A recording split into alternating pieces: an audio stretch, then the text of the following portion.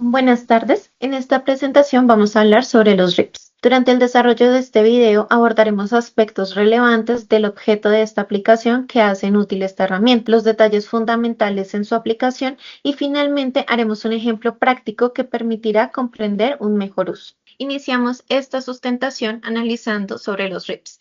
Los RIPs son los registros individuales de prestación de servicios de salud. Estos son como el estándar técnico de la interoperabilidad en el territorio colombiano. En el marco de la resolución 2275 del 2023, los RIPs han dejado de ser un reporte administrativo para consolidarse como tal en un soporte informático y legal de la facturación electrónica de venta en salud. Aunque la base de esta es la resolución 2275 del 2023, durante el 2024 y 2025 se publicaron algunos anexos técnicos que definieron como tal el estándar que es JSON, que es el lenguaje de programación que permite que los sistemas de la IPS y las EPS se entiendan hoy en el 2026. Desde una perspectiva académica, los RIPs representan la integración normativa entre la parte clínica y la parte financiera de todo un sistema de salud. Este sistema permite la integración de 4 actores principales: las IPS como generadoras de la fuente primaria, el Ministerio de Salud, donde en su rol de regulador y validador se va a encargar de analizar cada uno de estos documentos,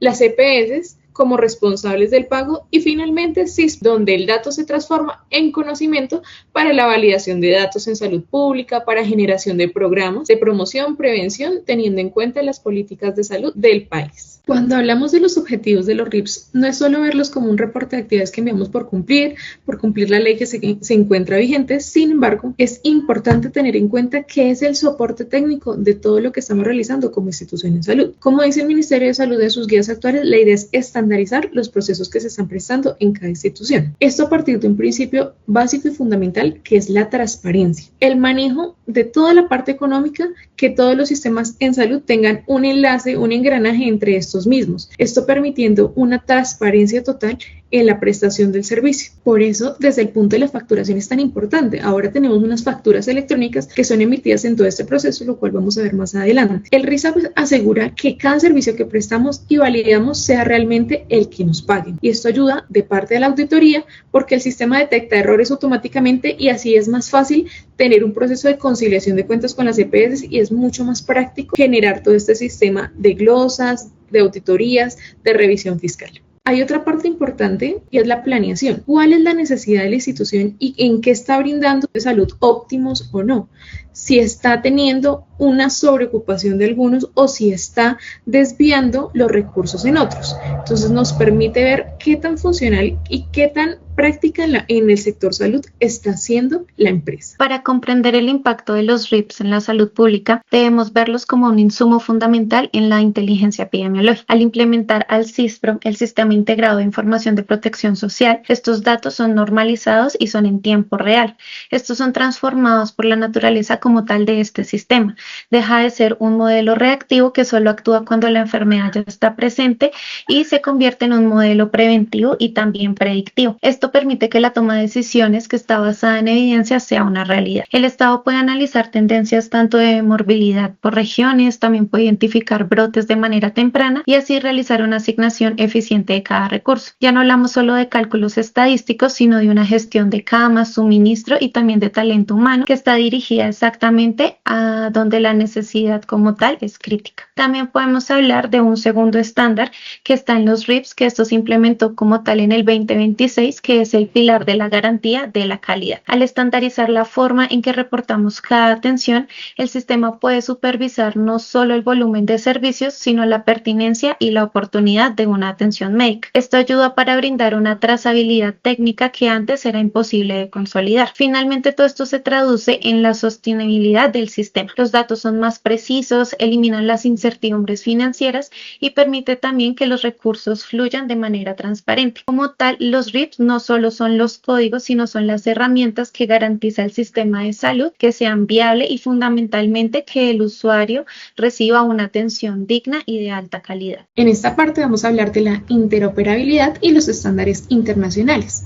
En Colombia, a partir de que empezó a regir la resolución 2275, se implementaron realizaron 3 actualizaciones en las cuales se pretendía generar la salud y todos los registros que se están generando en salud de forma global, con un formato codificado a partir de 3 cambios importantes. El primero fue el CIE 11, en donde se actualizó del CIE 10 al CIE 11, modificando algunos diagnósticos y actualizando esta lista, teniendo códigos más precisos. Con esta actualización obligatoria se comenzó a implementar en el sistema de los RIPS y es una parte importante a la hora de evitar glosas dentro del análisis de la información.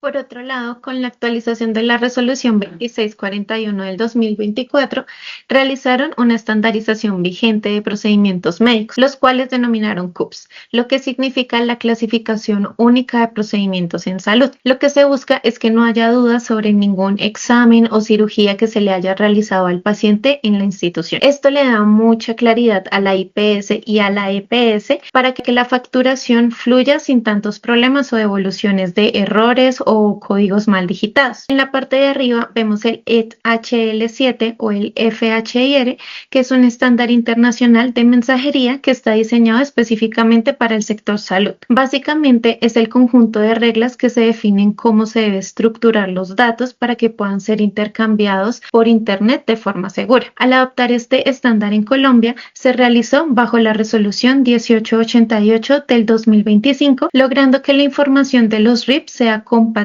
con la historia clínica electrónica de cada institución, permitiendo así que los datos fluyan entre diferentes instituciones sin perder su calidad técnica.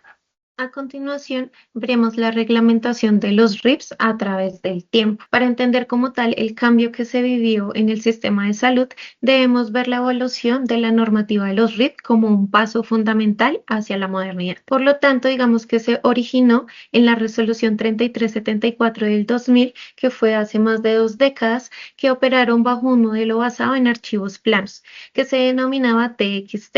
Este era un sistema principalmente estadístico, donde la información clínica, como los RIPS, viajaban de forma independiente a la factura. Esto generaba una brecha de información que dificultaba las auditorías y causaba reprocesos constantes. La transformación que se vivió es que en la Resolución 2275 del 2023 se dejaron atrás los archivos TXT para adoptar el estándar JSON. Este cambio no es solo técnico, sino también es legal y operativo. La gran novedad es que ahora los RIPS se convierten en el soporte obligatorio y este es inseparable de la facturación electrónica de venta, que sus siglas es FEP. Como tal, este tiene un impacto, ya que este nuevo marco, si el Ministerio de Salud no valida estos RIPS, la factura no tiene una validez legal. Esto garantiza la interoperabilidad y asegura que lo que se registra clínicamente coincide exactamente con lo que se factura, de esta forma disminuyendo las glosas. Como tal,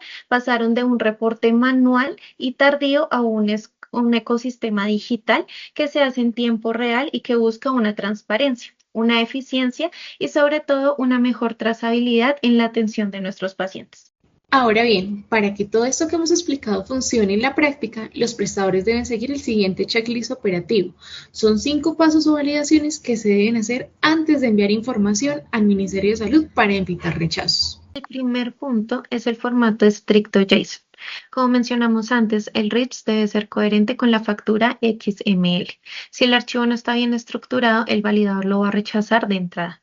El segundo punto es algo más técnico, que es la codificación limpia, en la cual el archivo debe estar en un estándar UTF-8 sin BOM, que en palabras sencillas, esto asegura que el sistema del ministerio pueda leer caracteres como tildes y también como la ñ, sin que el archivo se dañe. Como tercer paso, es fundamental el cuadre financiero. Esto es lo que genera más problemas. La sumatoria de todos los servicios que ponemos en los RIPS tiene que coincidir con cada peso facturado, con el valor de la factura electrónica. Si hay una diferencia en algún valor, el sistema no va a generar el CUP, que es el código único de validación. Como cuarto punto, tenemos los catálogos vigentes. Aquí es donde se aplica lo que hemos visto del CIE número 11 y los CUPs actualizados. Si usamos un código de diagnóstico viejo, el sistema nos va a decir que no existe. Y finalmente, el quinto paso es la prevalidación. Antes de que se realice como la erradicación definitiva, se pasan estos archivos por el MUP, que el MUP es el mecanismo único de validación. Esta es la plataforma tecnológica que fue creada por el Ministerio de Salud para recibir y procesar y aprobar los RIPs. Y también está la factura electrónica, el FEP, que esto nos permite corregir cualquier error a tiempo y asegurar que el envío sea exitoso. Para el proceso de todo el registro de los RIPs, el primer paso es la captura.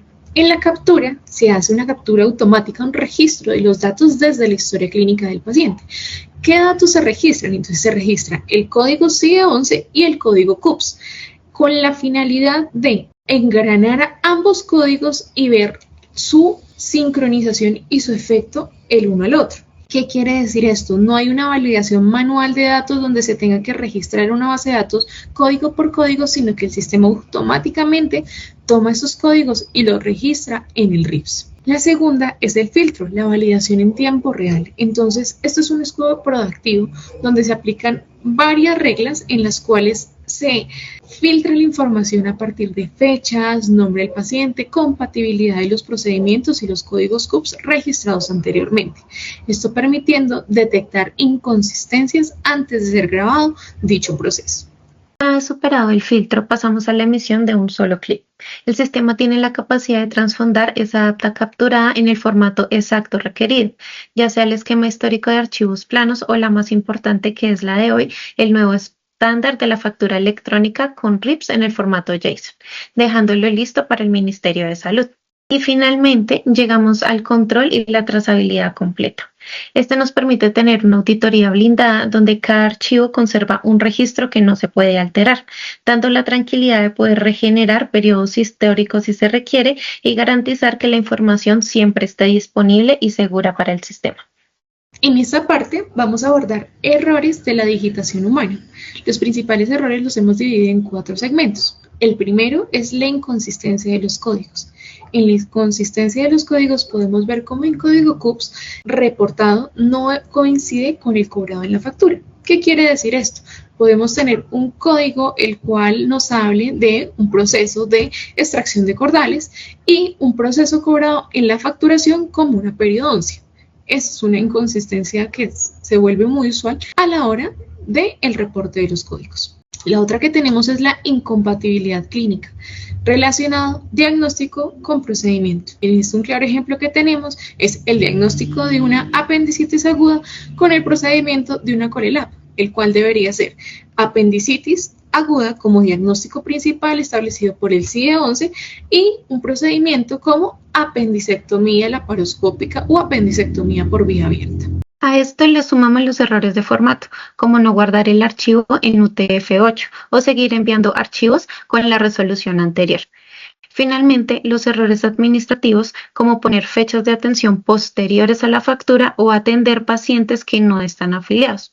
¿Cuál es el resultado de esto? Una factura rechazada y por ende un flujo de caja interrumpido. La reestructuración del alfabeto y los conjuntos JSON. Anteriormente se encontraban manejados desde unas bases de datos, unos cajas segmentadas de información, las cuales podían llevar controles, recursos, atención hospitalaria, atención ambulatoria, otros servicios, los cuales se encontraban segmentados en un sistema de salud. Posterior a la nueva resolución 2275 se ha dado una transformación de este alfabeto, reestructurando el conjunto de los datos. En JSON se crean 7 cajas en las cuales se genera esta información y se va vinculando a este conjunto de información sostenida. Tenemos la transacción de datos del facturador, que son las facturas electrónicas, las consultas que se están generando, usuario, la demografía, afiliación del mismo usuario o paciente, los procedimientos que se le realizan, se segmentan en 2 modelos de atención entre urgencias y hospitalización,